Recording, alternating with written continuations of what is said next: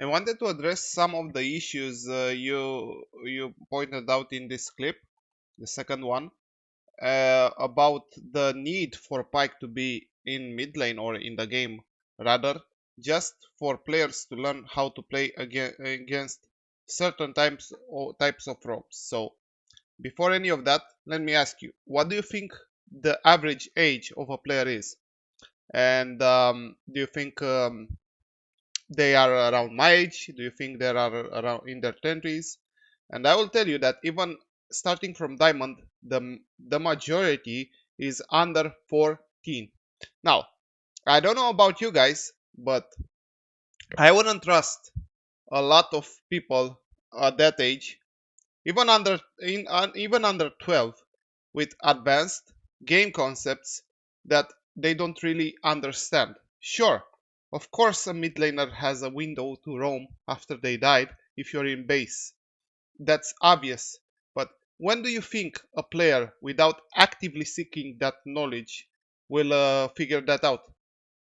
Or let's go further than that. Do you not know that many kids have very important exams at that age, and they take time out of they take time from league, and they forget some of these basic concepts even. So what I am trying to say is that only a very few select players will have a long enough career in League of Legends to learn such advanced concepts. The majority of it will fall prey to Katarina ROMs, to Pyke ROMs, to whatever bad ROMs. So, you said the players should learn um, to play around those ropes. Well, I can counteract that by saying mid laners should learn to ping to base from base to mid should write sometimes to their laners to be careful, and that won't even prevent the roam entirely, but it's something you can do as someone who understands these concepts. I, as a jungler, do it sometimes, but most of the times I'm too frustrated and mad to do it because I know even if I write it, there is still a chance for them to fall prey to it. And trust me, I have tried many ways. You will not convince these kids to back away from a fight, especially if it's on bottle lane. Because let's say one of if the support is more clear headed and understands the ping, he backs off. But the AD carry gets baited. So what does he do? Do you think he will leave the AD carry to die, or do you think he will just commit to the play anyway, and they will both die? So that's not a real possibility. The real possibility is that you asked what's toxic from the game is to nerf to an unplayable state or rework champions like Katarina or Pyke or any other champions that have enough damage with lower items to one-shot players. That's the main issue of this game, the amount of damage. If you reduce the amount of damage, maybe some players have enough reaction time to flash out or maybe outplay the roam itself and so on and so forth. Now, let's move forward. You also said that about roams, about waves. Now, this is something that not many people have figured out, so, and many people will not agree. Maybe in the future some will. Minions are the biggest mental barrier a player in the middle lane has. It's a mental barrier. Minions do not exist. They only exist in your head. What do I mean by this? If this wave is here, you as a Malphite may be inclined to roam. But why would you roam? Well, you would roam only if there was a play available. If there was no play available, you'll stay here, click around, I'm hitting you, rock solid, yeah. Well, what do I mean by this? If you're Kiana and you see the enemy jungler on a ward with 20% HP and the dragon is very low, you can just leave, even if there's another wave of minions here, and kill him.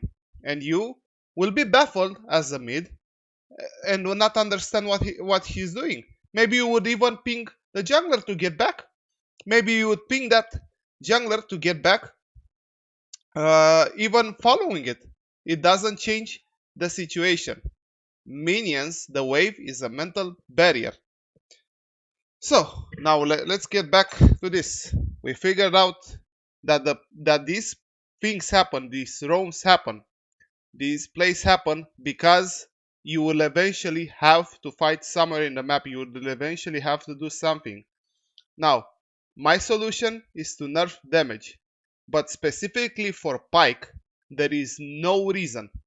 There is no reason for this champion to deal so much damage with bad builds and players missing half of their abilities.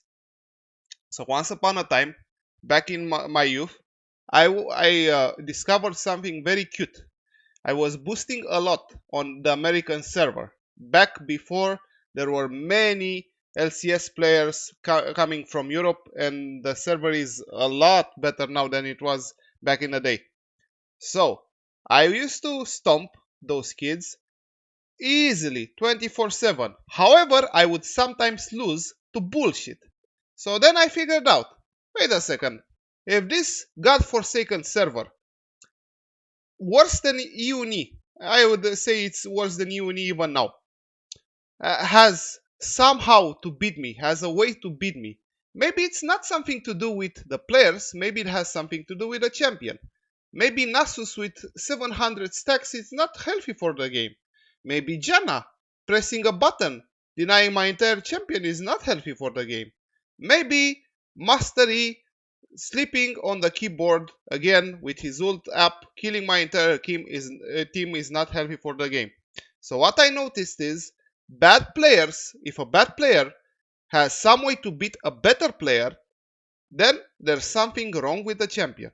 And when it comes to Pyke, this champion has no counterplay at certain parts of the game. What do I mean by this?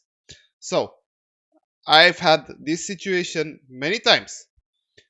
Some Pyke players would say that the best champions in Pyke are Soraka and maybe Janna. So, they say Soraka silences his Q, and because of that he cannot make plays. But that's just wrong, because even if you silence his Q, he will still have a shorter cooldown than your silence, and he then can just flash into you and kill you anyway without even having to hit the Q. He just needs to hit a stun. Same situation has happened for me many times with Janna. I'm in tower, level 2 versus level 2. I have Guardian, I have Bone Plating. Yes, I take Bone Plating in Pyke. I have Adaptive, Double Armor. Yes, I take Double Armor just to survive the early game. And sometimes, if I am not 100% HP, if I'm 95%, if I took a random spit from a minion, if that spit ricocheted on my AD carry, if we're just a bit low, not 100%, and sometimes even from 100% if there's a champion like Draven paired with Pyke, we just die in tower, even without Pyke having to hit the hook. If he hits the stun, it's over, because he has too much damage on basic attacks. Hello Blades applies them really fast, of course, that's the point. Ignite is too strong. The damage on the champion itself is too strong. So then I ask you, if I take all precautions, if I know what's going to happen, I even try to stop his hook with my Q, I still manage to do that. Why does he get to kill me? Especially if I get to poke him for half HP. That's the most frustrating part. When I get to poke him from half HP and then he doesn't even need to hit Q and I still die in tower from almost full HP. How is that okay? And then Pyke players say their champion doesn't scale. Well, that's wrong. Their champion scales so well. It's so strong that despite you build Moby Boots and Umbral Glaive on a champion, you still get to one-shot bruisers. You still get to fight um, at any point of the game, because his kit is obnoxious, made in a way that he doesn't need to be necessarily ahead to kill them. He can just rely on his team to put him in an execution threshold. So, what if Pyke players, instead of building Umbral Glaive and Mobbies, just went standard bruiser items? What if they would go Mahomon Mortius? What if they would go Death Stance? What if instead of going Umbral Glaive first, they would just go Stridebreaker? Is Stridebreaker really strong this patch? Not really, but it's good enough for him to apply his kit. It's good enough for him to make use of his stealth. It's good enough for him to apply to deal enough damage to put him in execution. What if you would get a GA? How do you kill a Pyke with good build? When these kids, I see so many in solo queue, maybe not so many on West, but on East, there are a lot of kids who play this champion. They've barely started the game. I see their OPGs. They have less than 3 years of playing. So with less than 3 years of playing, they look like gods. So that's good for them, but there's something wrong with the champion, and that's not something you can coach. That's not something you can teach. This is an issue of stats, and I said this for a long time now. I said this back in December when he was about to get buffed. I said it was a mistake. Only people now are finding out about it. Not only that, I've put him. This is in season 11 support tier list 11.7. It's in April.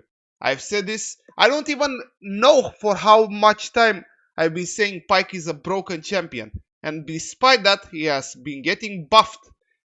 So, the one player in NA has, I think Dave Mon is from NA. I have no clue where that guy is, but one player has shown that Pyke at a high level potential can be unstoppable. So, what does that have to do with his play rate?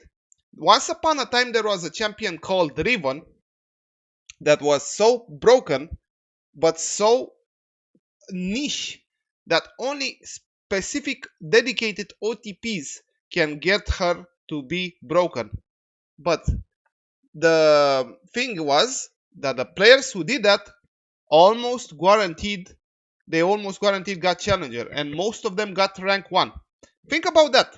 Champion so strong that you can OTP him to rank 1. Can you OTP Jarvan to rank 1? Can you OTP, I don't know, Wukong to rank 1? Zac to rank 1? How many champions can you OTP to rank 1?